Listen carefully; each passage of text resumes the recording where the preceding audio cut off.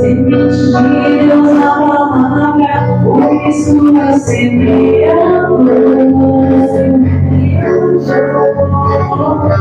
Todo inimigo me compra, vida eterna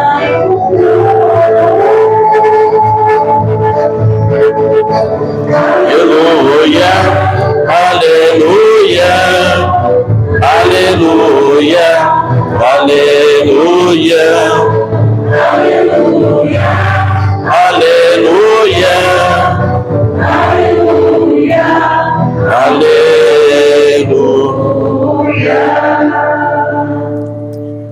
O Senhor esteja convosco. Proclamação do Evangelho de Jesus Cristo segundo Marcos. Naquele tempo, Jesus disse à multidão: o reino de Deus é como quando alguém espalha semente na terra. Ele vai dormir e acorda noite e dia, e a semente vai germinando e crescendo.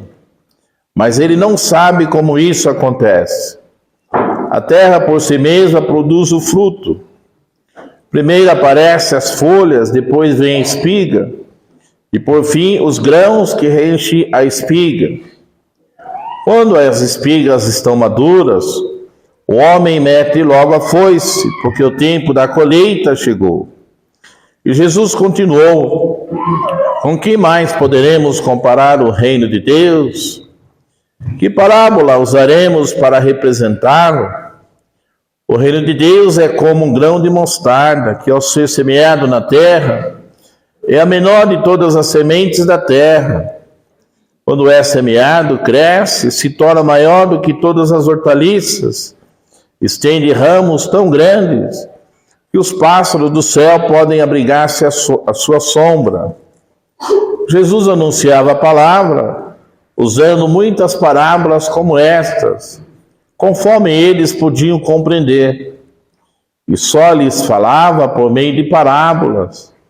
Mas quando estava sozinho com os discípulos, explicava tudo. Palavra da salvação. Glória a vós, Senhor. Queridos irmãos e irmãs, podemos nos assentar? Bem-vindos todos. Deus ilumine o nosso domingo, a nossa família.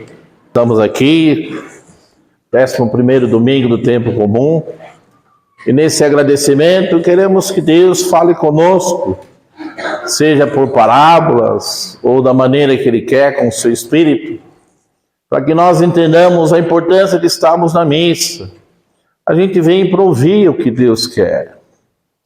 Algo muito importante que nós temos que ter na consciência é quando nós estamos na missa, dá essa oportunidade de ouvir Deus falar conosco. Às vezes a gente não dá essa oportunidade. A gente vem na missa, parece como uma obrigação de domingo, sai, vem vazio, sai vazio, e não deixa Deus falar. Ele quer falar conosco. O Deus que nós seguimos é um Deus vivo, é um Deus que nos ama. É um Deus que conhece os nossos sofrimentos do dia a dia, que conhece a vida de cada um de nós, do padre, da nossa família, da nossa comunidade, que sabe o que nós passamos no dia a dia, com a família, no trabalho, com os filhos, com as enfermidades. E é essa intimidade que nós deveremos, na missa, compreender e permitir que Deus faça conosco. Aqui tem muitos pais, aqui tem muitos filhos, tem muito esposo, que passa no cotidiano algo que só vocês e Deus, assim como eu também, como sacerdote, sabemos. E Jesus gostava de falar por parábolas. A carta, o Evangelho de Marcos, que está sendo lido muito, ele fala dessas parábolas.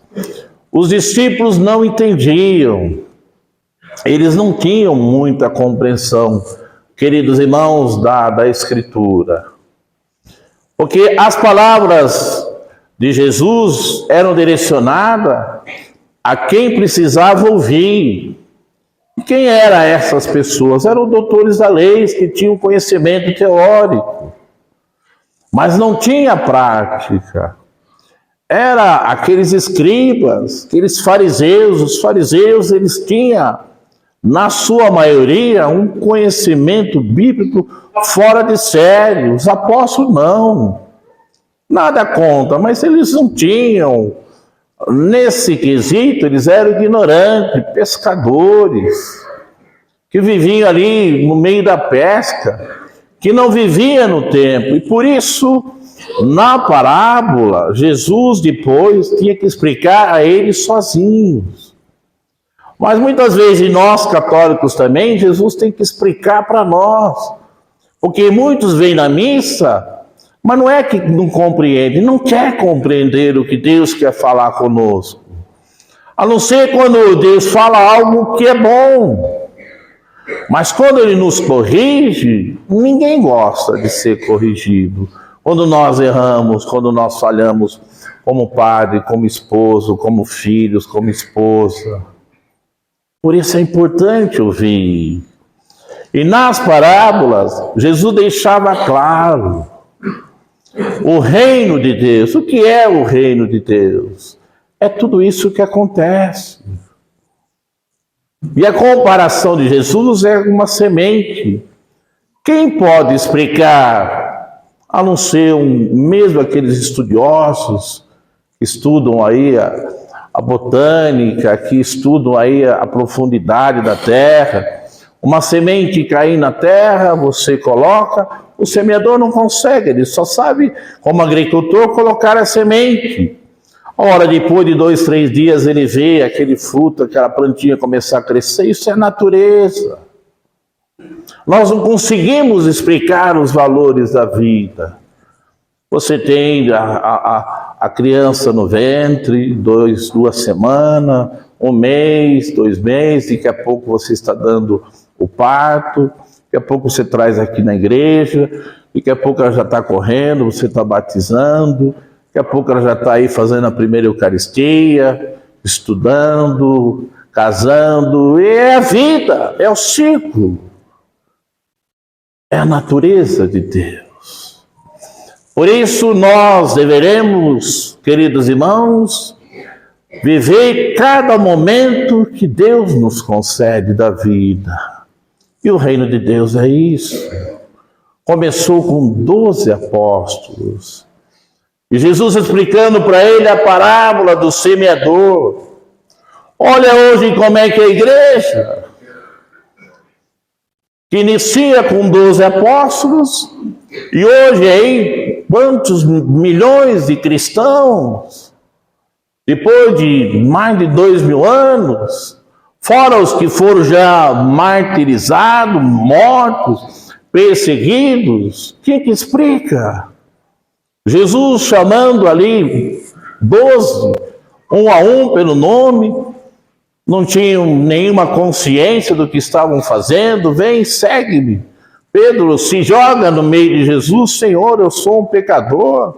Não, a partir de agora você será pescador de homens para o reino de Deus. E deixou aqueles escribas, aqueles fariseus de lado.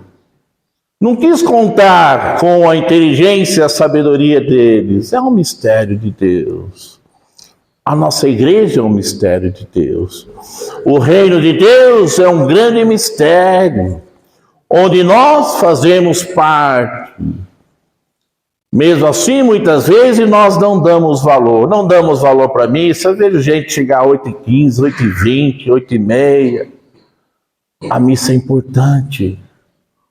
É um momento com Deus. Depois vocês vão ter outros momentos, vão estar o dia inteiro. Crianças vão para a catequese, vão almoçar com a família. Valorizar a missa. Valorizar o encontro com Jesus. Valorizar a nossa família. Deixar que o reino de Deus aconteça de verdade em nossas vidas. Levar com seriedade a responsabilidade da palavra. E deixar que Deus dê sabedoria a nós, como Ele deu aos apóstolos que não tinham Depois Jesus foi chamando pessoas mais preparadas como Paulo e hoje outros. Mas o reino é esse mistério.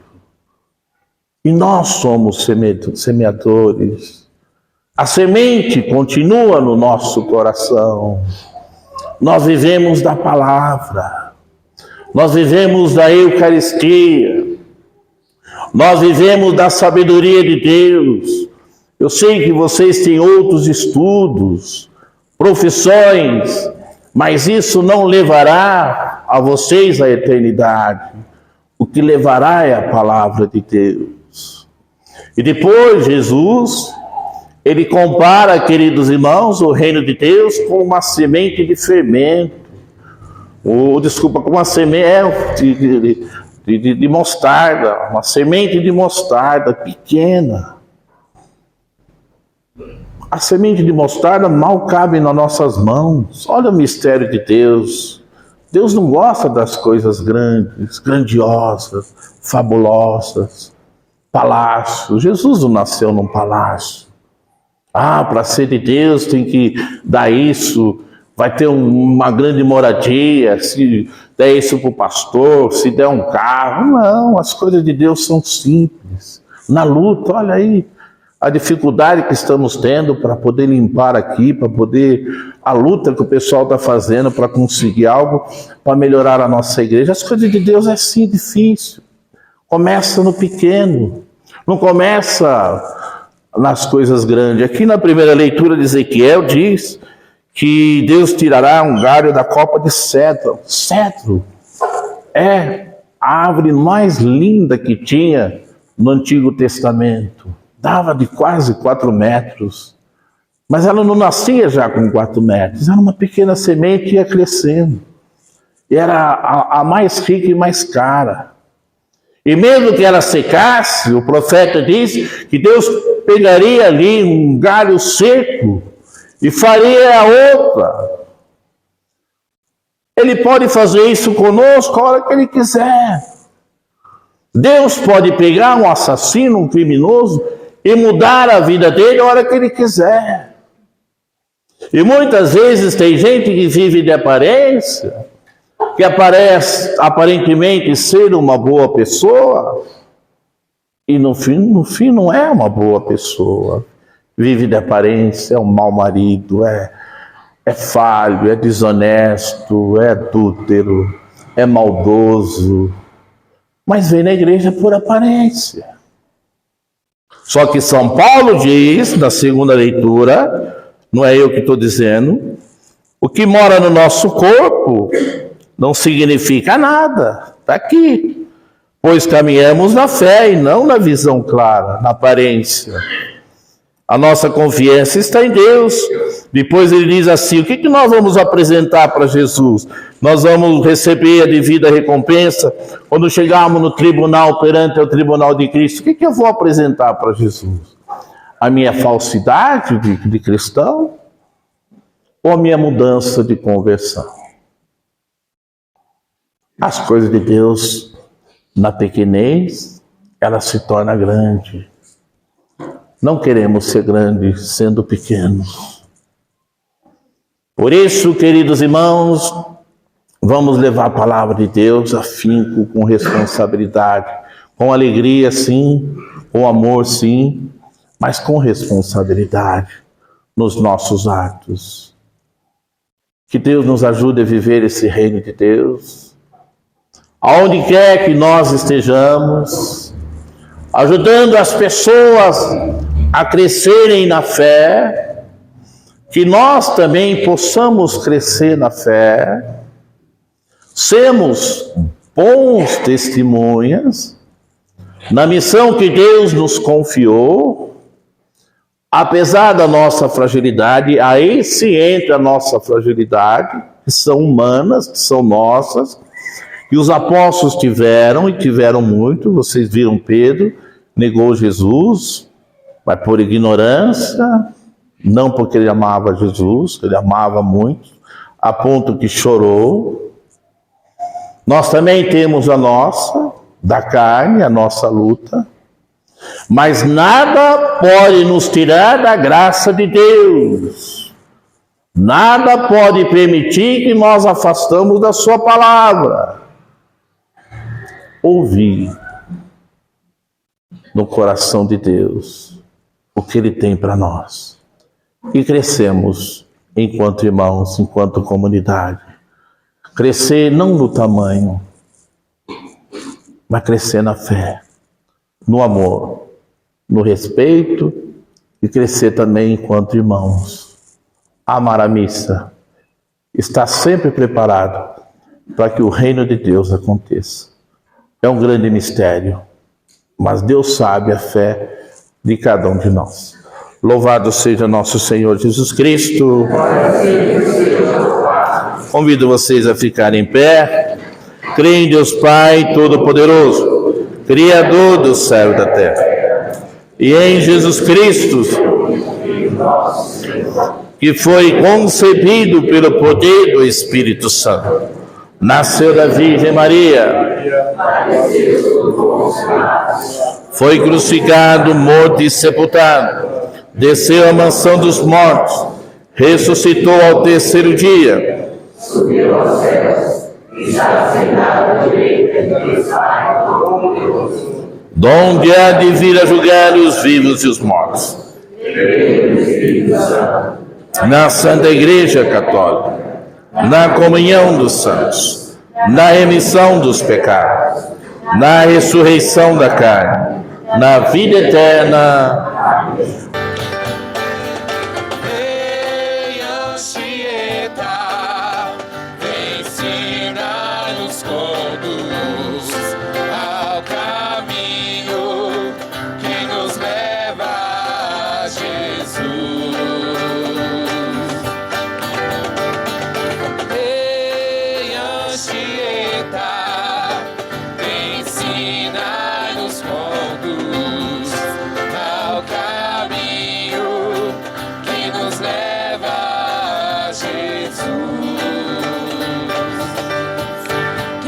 Jesus.